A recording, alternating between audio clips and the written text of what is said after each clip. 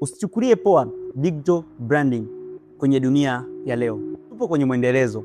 Video iliyopita niliweza kuelezea namna ambavyo brand script inaweza kukusaidia wewe kuweza kuwa consistent na ujumbe ambao unaotoa au huduma au bidhaa ambao unayouza.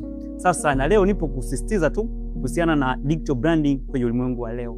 Usichukulie poa kabisa. Hakikisha biashara yako inaonekana katika digital platforms zote. Nikisema digital platforms zote namaanisha Instagram, Facebook, TikTok, WhatsApp, Google na mitandao mingine ambayo sijaitaja. Kwa nini nasisitiza? Nasisitiza kwa sababu unaweza kuwa upo Tanzania na kuna mtu yupo kwenye Tanzania hiyo hiyo anahitaji huduma yako au bidhaa yako, lakini hawezi kukupata na wala hakuoni. Sasa basi hakikisha unaonekana katika digital platforms zako zote ili uweze kuwapata wateja katika maeneo yote ya dunia.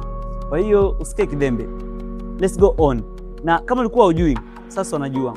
Make sure umefollow, umelike, umecomment, umesave na umeshare video hii ili kama kuna mtu alikuwa hajui naye pia aweze kujua. Ciao.